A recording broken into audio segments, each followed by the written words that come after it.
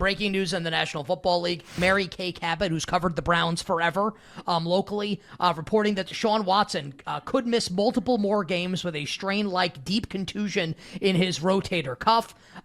She adds, he's the Browns' $230 million investment. They won't play him until he can throw normally and pain-free.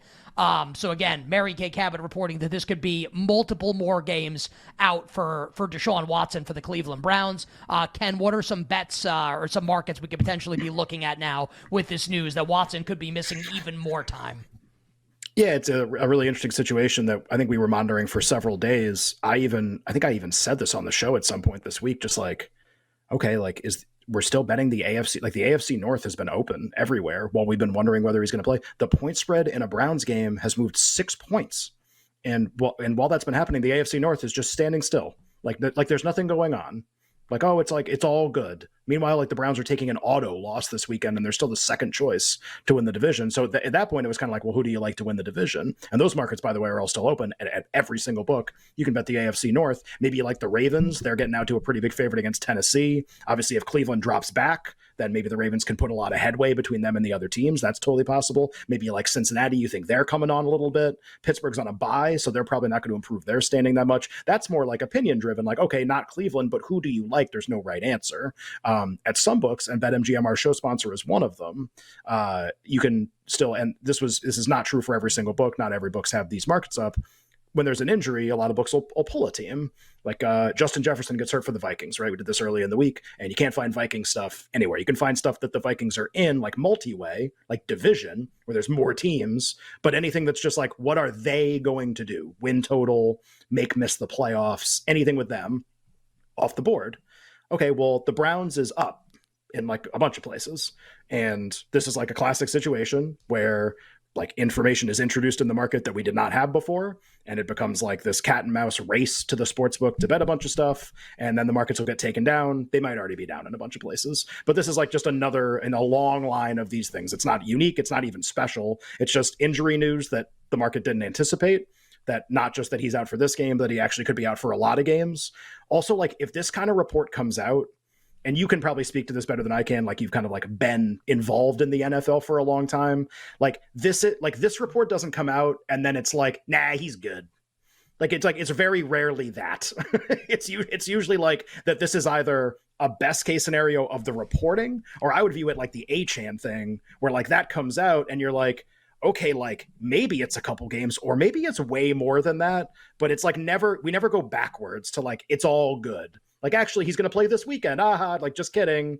And so, there's a bunch of win totals. This is not unique to any singular sports book. Brown stuff is up at a bunch of places. That's miss the playoffs, where they're about even money or plus to miss. And their win total updated is 9.5. Now, obviously, it's worth noting with PJ Walker or with Deshaun Watson eventually, or with DTR or whatever, they can still go over 9.5 sometimes, and they're gonna win some games, and they could still make the playoffs. It's not like this is some sure thing. It's the NFL, and it's about the results of the games, which can be very random. But I think everyone could probably agree that if you just told like any reasonable person this information that we now have, that he might miss multiple games, they would probably agree that the Browns are probably a little less likely to make the playoffs than like an even money or a plus 110 price, and that they're probably going to win maybe a game or two fewer than a 9.5 number in the market. So it's not like, this is some sure thing and it's like you click the button and you win. Just like if sort of the market or books or however you want to think about this, if the other side had this information, the bets either wouldn't be on the board or they would be adjusted now to reflect the fact that he may not play much more. So it's obviously a valuable bet. I'm sure I am not the only person that was racing when the information came out. My one thought was just like, I'm not sure Mahomes should be the favorite for MVP. And it's funny because they win. Again, they're 5-1. Like they're on pace to be the 1 seed in the AFC. They'd be the favorite to be the 1 seed in the AFC right now, almost certainly. And so it's like, well, what do you mean? Like things are going fine. Just if these are what the stat lines are going to be, like it's going to be like 301, and it's like every week, like 280-1. They win 19-8. They've been a dead under team the whole season, going under in basically every game that they played. They haven't scored very much in the games they played. Their defense has been unbelievable. if this is what it's going to be, it's so funny because he was the favorite entering last night's game. He wins by double digits. And I actually, at the end of the game, I go, I kind of think he should like move to not being the favorite anymore. Like because it's like, there's no buzz. There's no anything. It's Kelsey and Taylor Swift and the defense is really good and the stat line's whatever. I think he's going to get got by somebody. I actually think he they would never do this, but like he should have moved to not being the favorite off of last. Like that had nothing to do with winning MVP and nothing to do with last night's game. And it opens the door for like all of these other players this weekend to actually have those great statistical statement games. Tua, 14 at home against Carolina. He's already the leading passer in the NFL. Stuff like that. Like Josh Allen against the Giants. Name your stats. Like those kind of things. Burrow against Seattle if the weather's okay. And, other guys, Jalen Hurts, to be fair, the Jets defense. But like, you know what I mean? Like these guys now get an opportunity to get one on him, really, from a stat standpoint. Now I'm like, man, like Saturday night, Sunday morning, do I need to like bet into this and bet like just players who aren't him? Like I would never say like he's dead for the award. It's too early in the season to say that. Just kind of what I've said with like Hamlin or some of the other favorites. If this is what it's going to be, he's not winning. He won't win. Like I will declare that very, very boldly. Like he will not win if this is what it is every week. What about Tennessee and A&M with the Vols laying 54.5 the total? Yeah, this one, I have to bet Texas A&M. Now, this is the spot. I mean, with Tennessee playing at home and coming off that and Texas A&M coming off sort of a hangover, I just can't get behind Joe Milton. I mean, his has the lowest average depth of target of his entire career. He used to average around 12 yards per pass. Now it's 8. Why? And the Tennessee's offense, you're averaging 8 yards, average depth of target, because he's not trusted, because he can't throw downfield, because he doesn't have any accuracy. And if you look at his passes over 20 yards, it used to be a 51% adjusted completion rate. Now, 33% adjusted completion rate. He's taken almost a hit of half. Like he can't throw it downfield in this Tennessee offense whatsoever. So it's a really bad spot for Texas A&M to go on the road. I don't trust Tennessee against any kind of good defense, and Texas A&M is definitely a great defense. Yeah, it's remarkable. Like we can be halfway through the season and there are still teams, Colin, where it's like, do we even know if they're good? Like, do we know if Tennessee's good? Like, I think they might be bad. Like, I mean, what is the Kentucky game? That's what you're hanging your hat on? Yeah, exactly. It just you have, I mean, just you could be halfway through the season, and depending on who you played, we may not know anything yet. Totally okay if you don't have an answer to this question. I know you're a big baseball fan, and like at least in the regular season, love baseball, and then obviously college football is your bread and butter, right? Your favorite thing. So maybe like that takes up a lot of your time here. Any thoughts on how the baseball playoffs might play out? Any bets you have? Totally okay if the answer is no, but wanted to at least see because we have a little time left here in about 30 seconds. I woke up today thinking I need to take the Diamondbacks to win the World Series. I mean, there's just so much Philly love out there, and everybody wants to see a repeat. And here's the deal. No one can keep up with Corbin Carroll on the base paths. They're playing out of their minds. And every year, this goes back to when the wild card was introduced in the early 90s. Whoever the wild card team that comes in, they thrive. They go, and sometimes they win the World Series because they're unconscious. They're not listening to the noise. And they just, this team is so young. No one's in. I'm going to go bet the Diamondbacks. And that's it. I'm not going to get into any analytics other than they run the bases. They create baseball's version of havoc on the base path. Yeah, Nick loved to hear that one. But just on the baseball game, and just like the baseball playoffs in general, it kind of feels like, and listen, I'm a New Yorker and I'm a Yankees fan, so I feel like the way I kind of view things will kind of always be through like the Yankees prism. When I was growing up, the Yankees were winning World Series. That's kind of how I always identify things, right?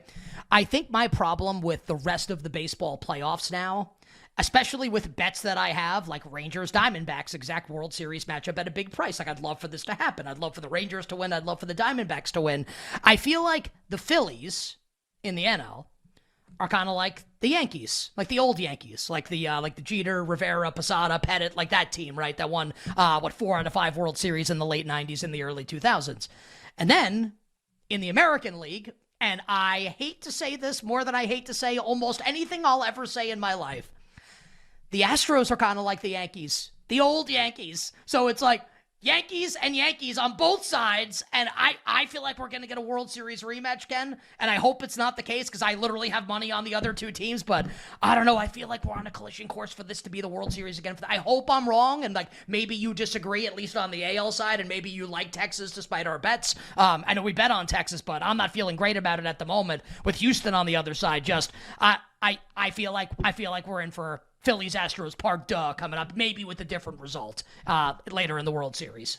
Could definitely be true. I mean, what to a certain extent, why would you bet against the Astros at this point? Like they're just there. All that was 7 straight ALCSs, all that stuff. Beat the Phillies last year in the World Series. You could be right. I still think we could get a lot of different matchups. Like I'm not as resigned to that, I guess, as you are.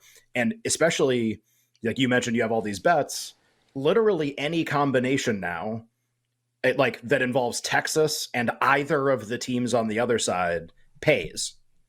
Like that's like because you're gonna be like, oh, like are you gonna bet Texas against Houston? No, like I already have.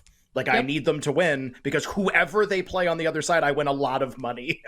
And then depending on who beats who, I might win even more money. And who wins World Series MVP, I might win even more money. So it's like we're set up here great in craps. For people that play, or even if you don't, if you walk by a craps table, there's like a term that I always use because like sometimes somebody will start rolling the dice for a while, not hitting points, but just kind of like, like hitting some of the numbers and hitting like 5, 6, 8, whatever. And if you have like and come I love bets. That. Because I love buying numbers, so I love when somebody does that. It's kind of like the engine's like revving and getting into like a higher gear, but you haven't really started earning yet. Like you're pressing the money that you have on the individual numbers, and if you have come bets, those are finally like put onto the numbers that you need to hit those. So I always call that like bases loaded is actually what I say in craps when we're in that spot. I'll like turn to a friend of mine and be like, man, like bases loaded here. Like you look at the table and it's just covered in chips because somebody's been rolling for a little bit and like generating a little momentum, but we haven't really won anything yet.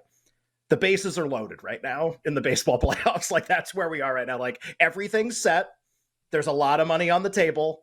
We got a lot of outcomes. We don't have every outcome covered, just like in craps. There's an outcome that's bad. Like Houston's the 7.